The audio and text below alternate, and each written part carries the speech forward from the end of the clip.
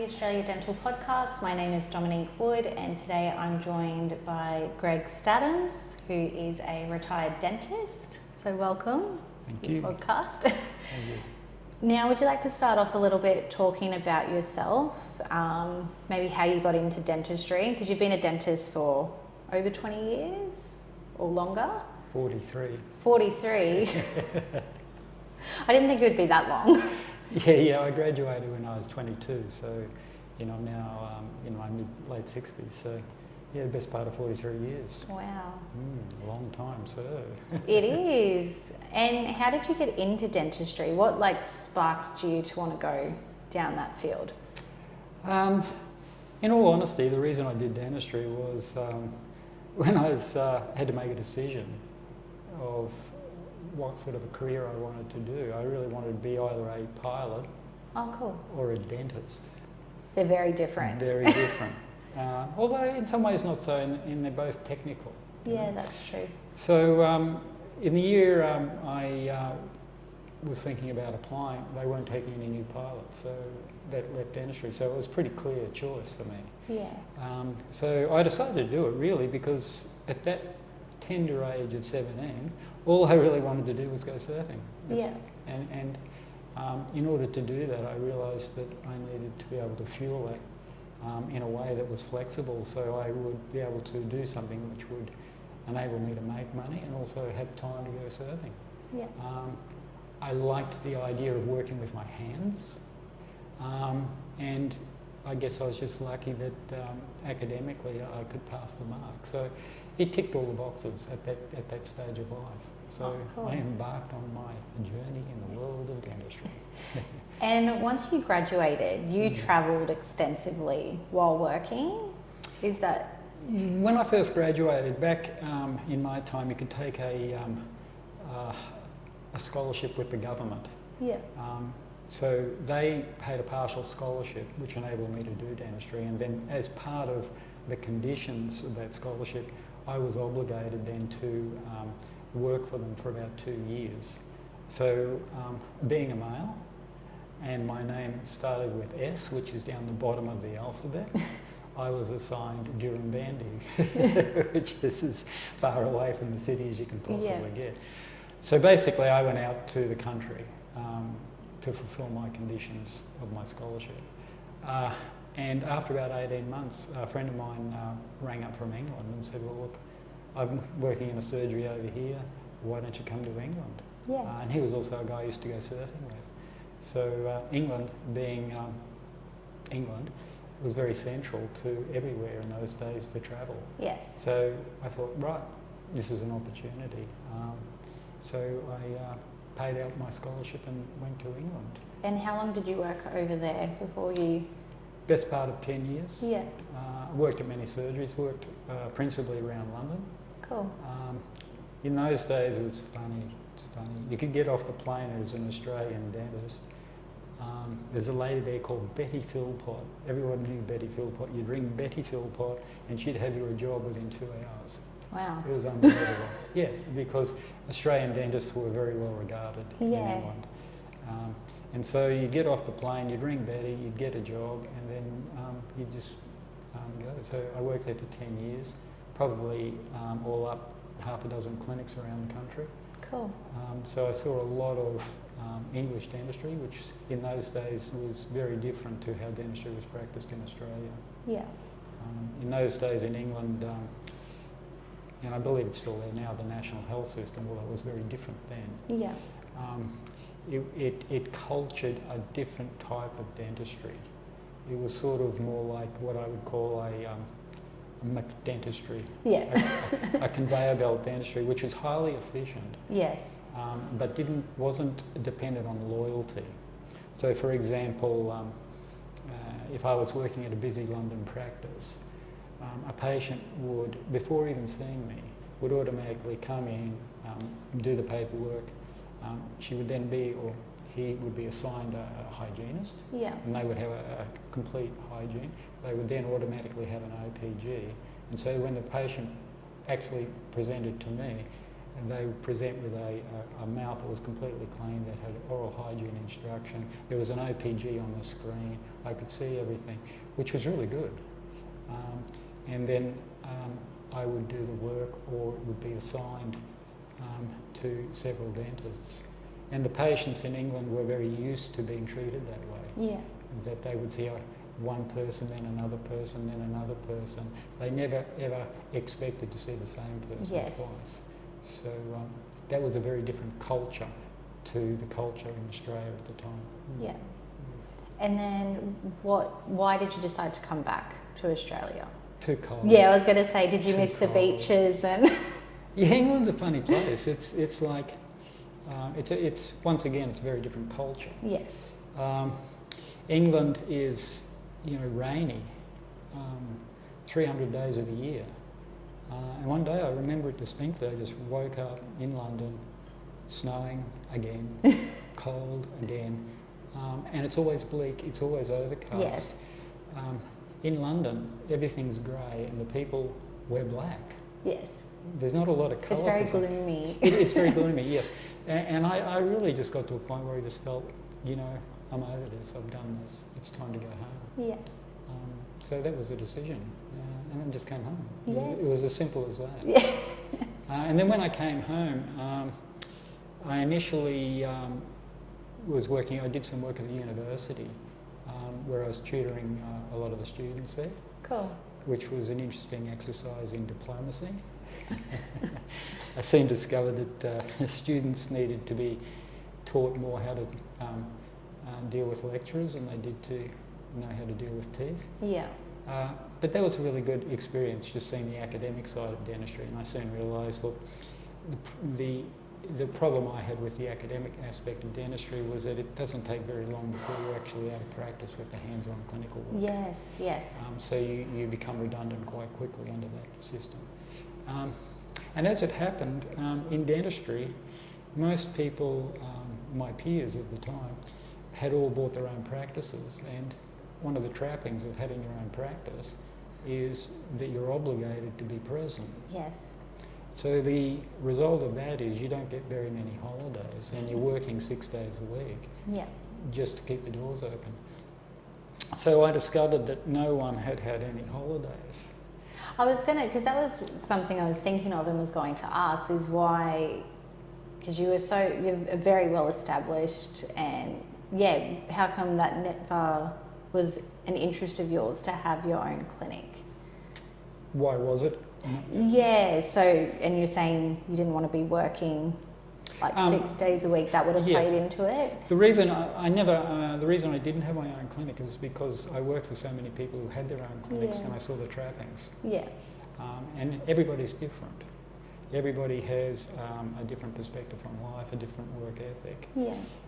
But the one thing I noticed is that if a person has their own business, obviously there's a business side Yes. comes into play in your dentistry, and that side is very time consuming.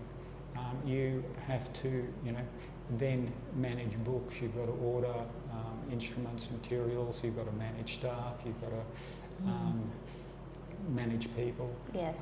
And all of that is an added responsibility, all of that is added time, and the value for doing that is, in a sense, the illusion that you're in control, which, if anything, you lose your control over your life, certainly for many years, because you have a responsibility to your business to make it Yes. grow.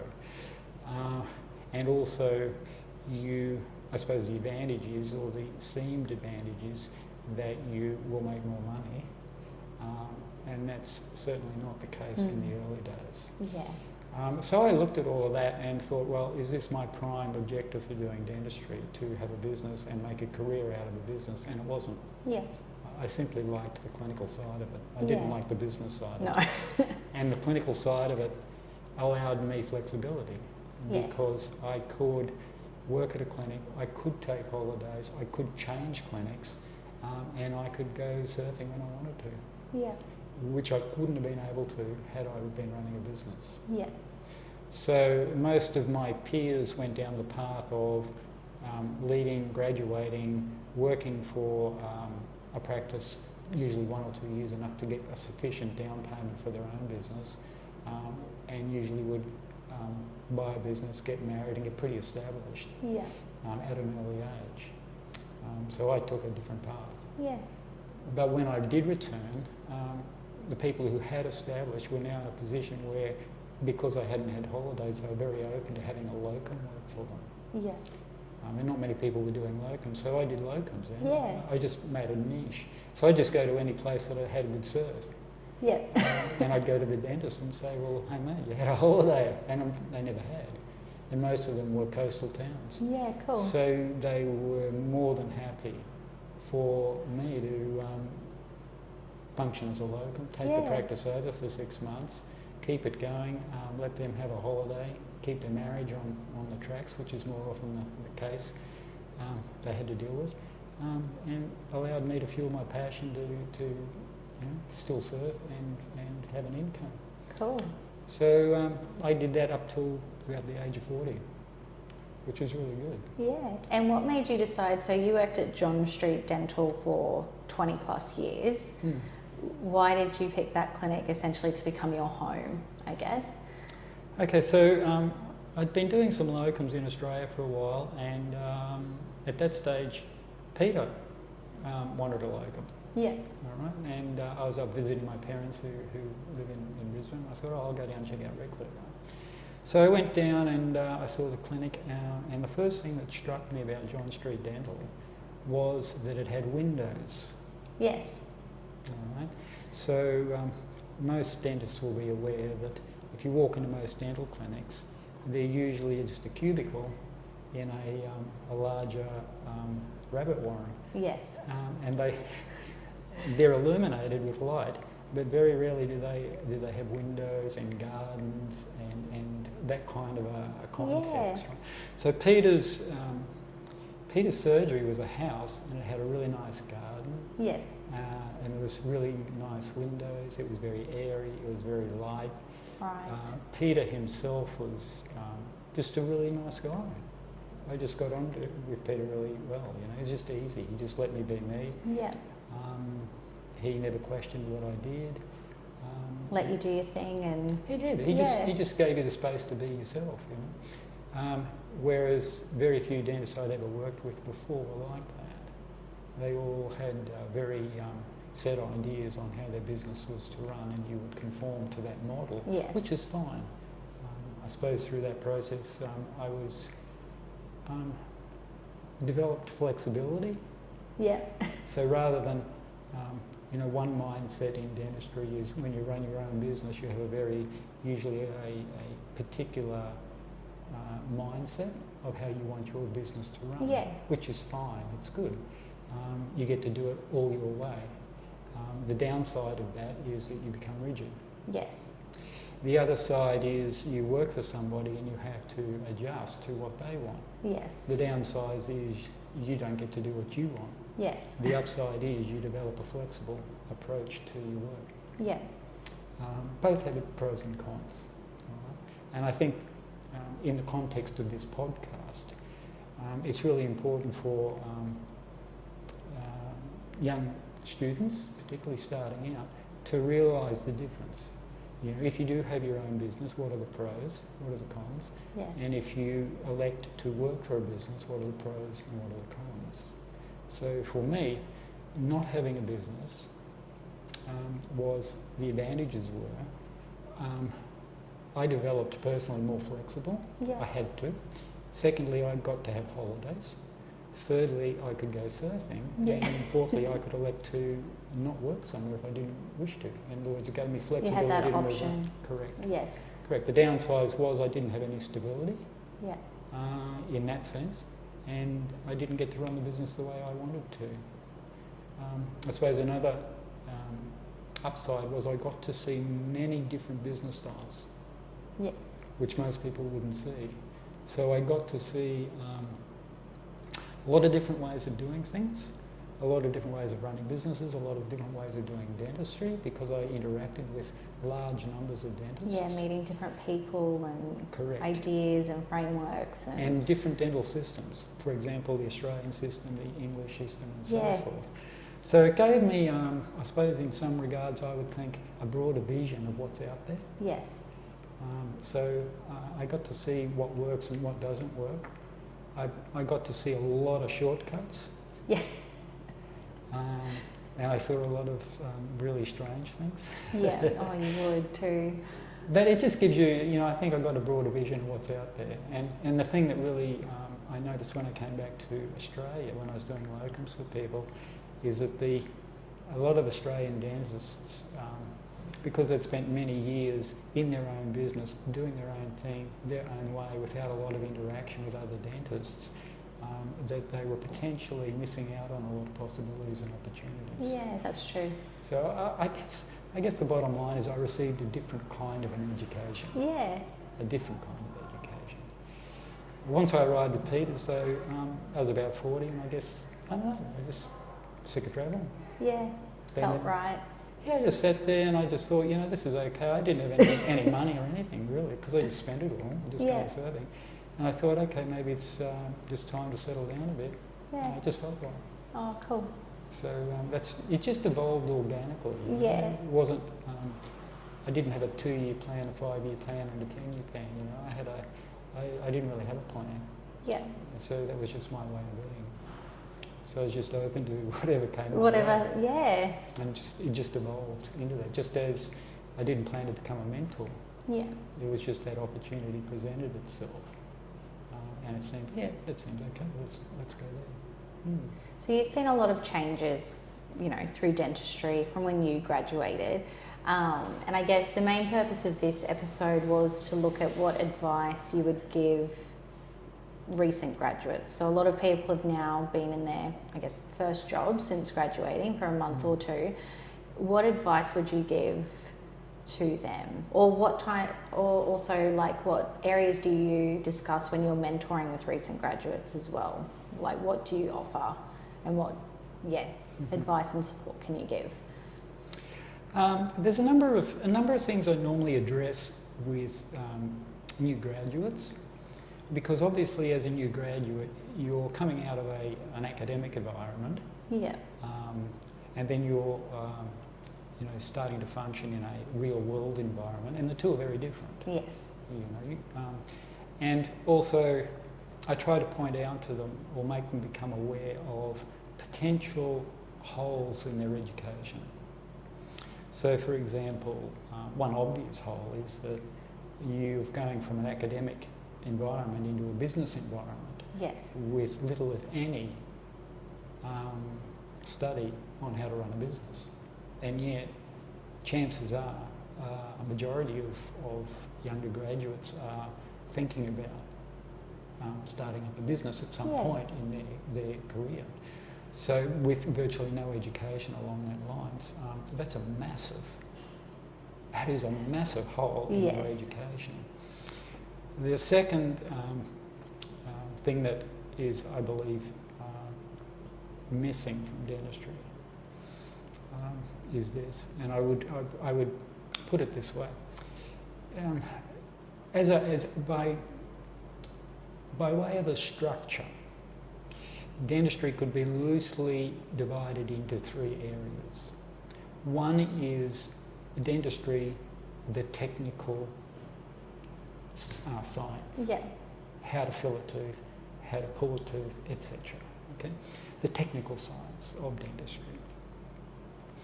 The second aspect is what I'd call more the social science, which is when you're practicing dentistry, you're dealing with people. Yes. You're dealing with staff, you're dealing with clients. And I remember very, very well a lady who travelled the world talking to high-end medical practices and dental practices, made the comment in one of her talks she was giving to, I think it was Ethos Orthodontics at the time, and she made the comment that in any business, particularly dentistry, which is a people-orientated business, that probably 30% or 33% of the success of the business is going to come down to your technical skill. If you can't pull a tooth, it's it's not going to work. Yes. Right? You've got to be able to pull a tooth. But just being able to pull a tooth is not enough. Another 33% of the success of your business is going to be the ability to deal with and relate to patients in a way that they feel comforted and valued. Yes. And the third aspect, another 33%, is how you deal with staff. Yes. If you have Asperger's, if you can't deal with staff, or you can't deal with clients, or you have poor interpersonal skills, of which 66% of the success of your business depends on, and then you're in trouble. Yeah. In other words, you could be the best dentist technically in the world, but if you've got poor interpersonal skills, you will fail as a business creator. Yeah. On the other hand, if you've got brilliant interpersonal skills but poor technical skills, you'll probably still have a thriving business. Yes. And I have seen both kinds of businesses. Yeah. And I can tell you now, those people who have the best personal skills build massive dental empires. Yeah. People who don't, even though they may be brilliant dentists, will always remain a small practice and struggling to keep patients. Yeah. So that being the case, that being said, the number of lectures that a new graduate receives on how to deal with people or staff is essentially zero. Yeah, we often say that's one thing we pick up on is most recent graduates need a bit of help with their communication skills. Correct. Communicating with the patient, the staff who they're working with. Correct. Yeah. So our communication skill is really based on our development, and we receive our education from our parents and our peers, which may be good, may not be good. But as we all know, the purpose of education is to build on any foundation we have accidentally received. Yeah. Okay? So no education along those lines is given. Yeah. Okay. So to go back to the original structure, there's the technical side of dentistry. There's the social side of dentistry, the ability to deal with people. Okay? And then there is the side that no one ever talks about except probably me, which I think is the most important part, and that is what I would call the spiritual side. Yeah. And the spiritual side is the ability of the dentist to deal with himself. Yeah. Okay, so I mean it's a bit of a cliche, but it's known that dentists have one of the highest suicide rates of any profession. They have one of the highest marital breakdown rates of any profession. Yes. Why is this? And it's pretty obvious working in the profession why that is, because potentially it's a very stressful profession. Yes. You're sitting for prolonged periods of time in positions of rigidity, often contorted. You're dealing with people who are under stress often. Yes. You're dealing with different kinds of personalities. You're in a highly cognitive frame of mind. You're trying to perform a very high skilled task on a person who's in a completely emotional state of mind. Yes. You've got to perform sometimes almost impossible tasks, as we all know. Yeah. Doing an endodontic treatment on an upper 7 is not an easy task. Yeah. Removing an impacted lower 8 on somebody who's got a massive tongue is extremely difficult. Yeah. Taking out a baby tooth on a 4-year-old who just really doesn't want to be there is not an easy task. It's not pleasant. We do it. We do it with a smile on our face. Yeah. But underneath, all is not well in Planet Dentist. Yeah. Okay, most of the time. Most of the time we're dealing with our own mindsets, physical discomfort, and so forth. When you add the stress of running a business, Just compiles. and the pressure of there's a patient waiting, Dr. Statum's outside, Yeah. and you're nowhere near finished, and there's another 3 patients due in the next hour, all of this potentially is pressure. Yes. Which as a young graduate is water off a duck's back, right? But progressively, death by 1,000 cuts, as they say, progressively as you get older, that does take its toll, and I see it in dentists. I've seen it over years. Every dentist will experience this, but no lectures are given on how to deal with this. Yeah. It's left up to the dentist to either get an education or just deal with it. Nobody No talks support, about it. No support, nothing. All right. So you either recognise this in yourself and develop your own strategies, or you don't. And if you don't, well, it has rather tragic consequences. Yeah. And we've all seen this. We all know people who have suffered as a consequence of this. So once again, without labouring the point, a massive hole in our education system. There is no education on personal development, how to deal with stress, how to deal with this particularly stressful environment. There's no education on how to socialise or socially interact with people, or socially interact with people when you're under stress. Yes. There's a lot of education given to the technical side, and this education plays, funnily enough, a relatively small role, because after 2 or 3 years, most people will develop the technical skill to be able to use hand-eye coordination to perform a task. Yes. It can take people many, many years to get their act together, Yeah. so to speak. Right? So the point I'm making is that if you see this, you realise that probably 66% of your education is missing. Yeah. That's a massive amount. So how to overcome that? To date, there is no solution. There hasn't been. You just go into a practice and you hopefully work it out, or you don't. Yeah. I think the genius that Dave offers, or is brought to the table and shed light on, is the fact that there's massive holes in the education system. Yeah. And I think Dave realises that, and he's come up with what I would call a novel solution to deal with it. He's also a real-world businessman, and by that I mean dentistry has significantly changed over the years. Yes. Okay. In my day, there was loyalty. You know, you'd go and you'd work, like I worked for Peter for 20 years. Yeah, which is a very long time by today's standards. It's Yeah, huge. and most people did. You know, you either got your own business or you worked for someone and you just stayed there, right? Yeah. But you don't do that anymore. People come to a business to find another business, or they want to specialise, or they want to... There's almost like start another their own business. motive behind. Yeah, it's just a stepping stone to another stepping stone. Yes. And that's the way the world is these days. Nothing's permanent. It's becoming increasingly like that. So how do you run a business based on that ethic, cultural Yes. ethic, really?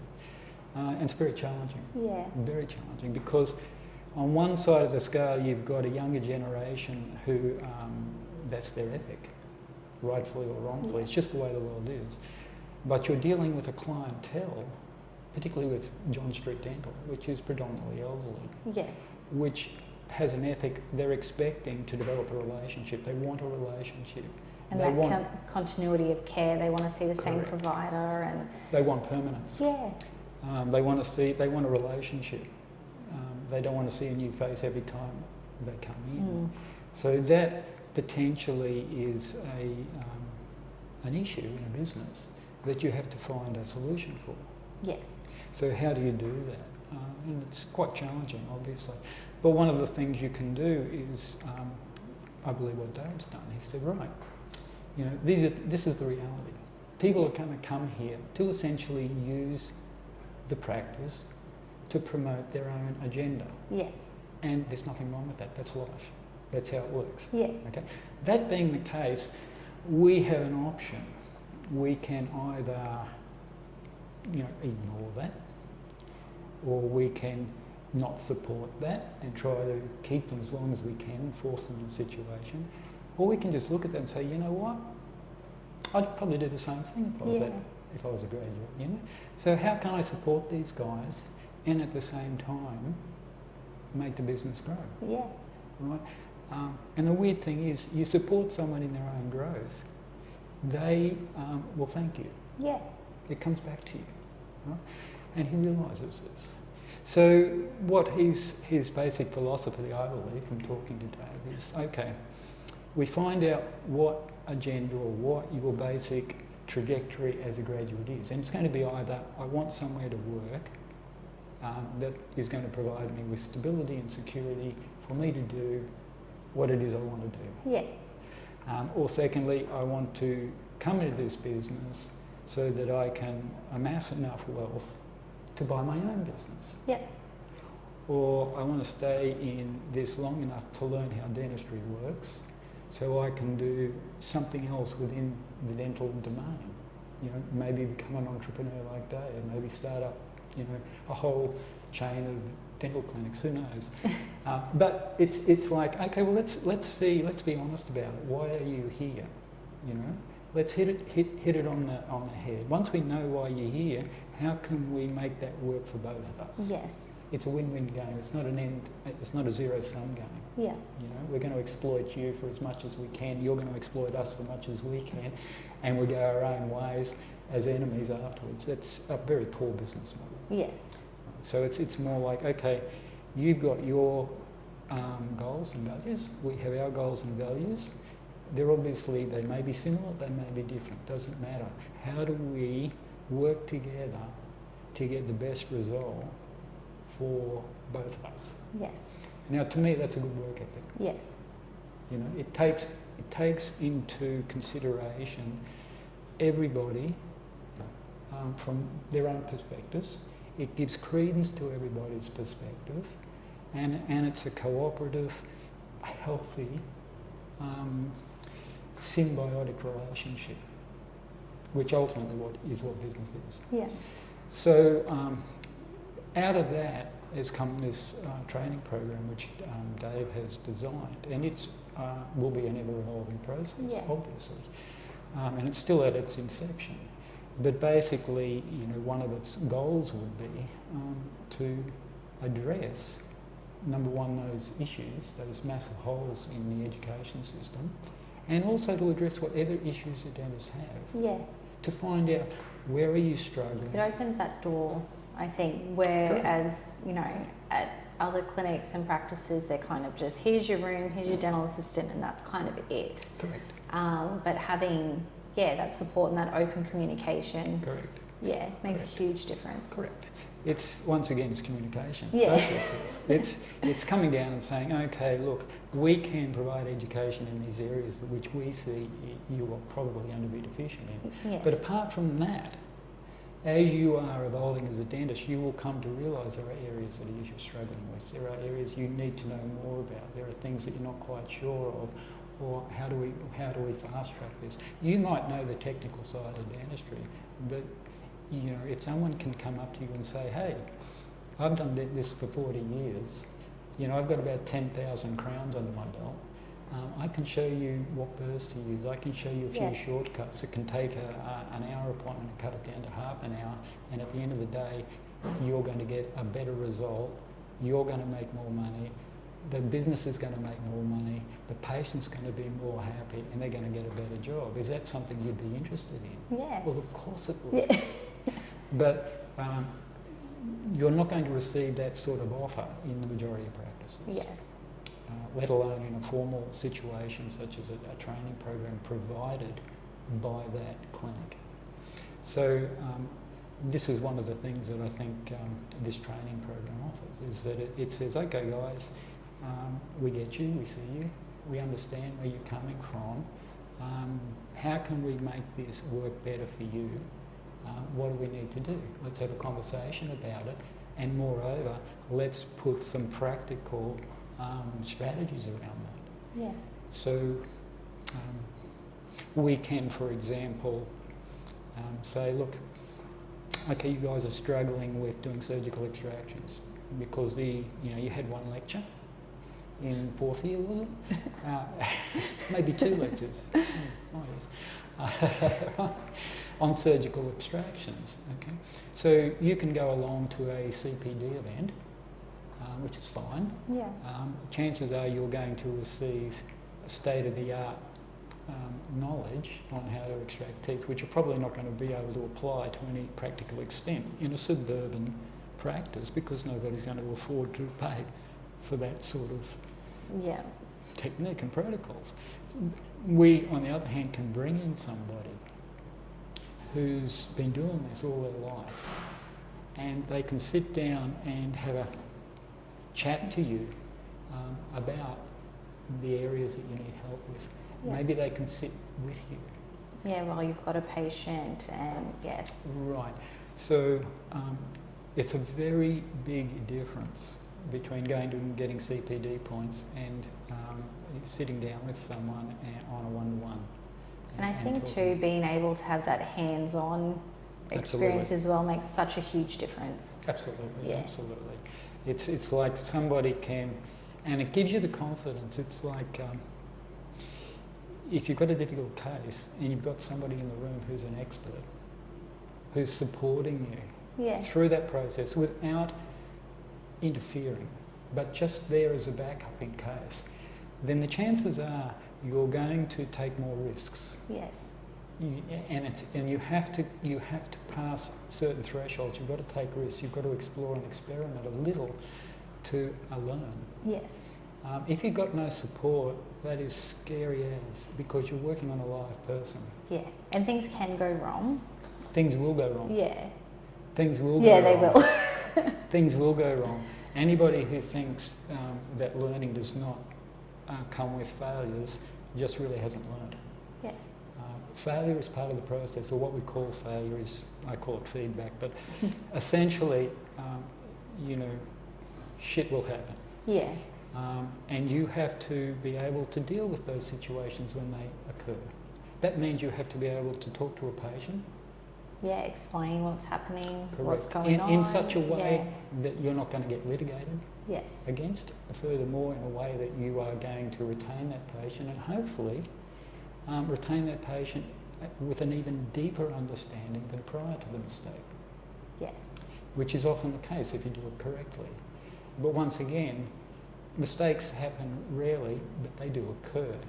If someone's got 30 or 40 years experience, they've probably experienced a lot of mistakes. Yes. So part of dentistry is, with any business really, is not only knowing what to do, but it's knowing what doesn't work. Yeah. And that's not taught. You discover that. But if you can short circuit that learning process by somebody helping you with that, pointing out what can go wrong, that's an entire another hole in your education that can be filled very quickly. Yeah. So it doesn't have to be a trial and error learning process, which is extremely slow. The best learning process is always to have someone who's been through it to help you. Yeah. And not be afraid to ask for help either. Correct. I think sometimes that can be a bit of a barrier for some people. Correct. They either don't want to ask for help or they don't feel like they can. Correct. Yeah. Correct. Absolutely. And also people who are willing to give help. Yeah. Because not all dentists are willing to give their time because it's cutting into their time. Why Yes. would they? What's in it Yes. for them? Which is another thing that Dave does is because of his, Dave is a dentist, he knows dentists, he networks with other businesses, he networks with other dentists. He's in a position to be able to talk to other dentists Yes. and say, well, look, the guys really want to know about, for example, later this week we have a situation where the guys really want to know about, the best way to take impressions. Yeah. Scanning versus taking rubber-based impressions, So what do? We get somebody in who's been doing that all their life. Yeah. And they sit down and they can go through that process. And so someone can help them say, well, look, this is where you use this is where you don't, these are the shortcomings, these are the pros, these are the cons. In an hour and a half, a person can walk out of that room really having extracted the value of 40 years experience from this person. Yes. And it's like, wow, you're not going to get that out of a textbook. No. You're not going to get that out of a CPD. But you're going to walk out of here feeling so much more confidence because now you've got real world knowledge. Yes. What I would call tacit knowledge or wisdom. And this wisdom is very different to technical knowledge from a book. Yeah. And a dentist who has been working for many, many years has that wisdom. And if they can pass it on, it short circuits the process. Yeah. And if you're if you're a graduate and you know that if I work for this business, I have available that sort of resource, well, I would think that's a plus. Yeah, it's a very unique offering, and Of course. yeah, So the benefits value, everyone. the value to the graduate is, okay, they're being exposed to an environment where that wisdom is being made available, freely available to them, whenever and wherever they want it. Yes. Secondly, how does that value the business? Well, obviously, if the graduates take on board the wisdom that they're being shown, then they're going to be a better dentist. Yes. They're going to, and what does a better dentist mean? It means that, number one, as we've discussed, they're going to be able to deal with their patients in a better way. They're going to be able to discuss treatment plans, probably more sophisticated treatment plans, and provide more sophisticated treatment plans because they have the competence to do them. Yes. That will result in, number one, from a financial perspective, probably they'll make more money. Yep. Probably the business will make more money, and from a sense of satisfaction, it gives you the option to do treatment plans that are probably a little bit outside of the mundane troubleshooting that most of dentistry is. Yep. So that provides a win-win situation for everybody. So from that perspective, I just think it's a fantastic idea. Yeah. You know, I mean, I wish I had that Yeah. when I was learning. You know, but And now you're helping teach it. seems to be the way. It Yeah. seems to be the way. You know? So yeah, so that's I suppose a very long answer to a very short question. That's fine. I don't mind. I've learnt a lot. I always learn a lot from you, Yeah, whether it's related to dentistry or not. Thank you, thank you. Yeah. Cool. Well, thank you very much for coming you. and having a chat. If you are interested in any further information about the Australia Dental Group, please head to the Australia Dental website. And yeah, we'll see you next time. Thank you. Bye.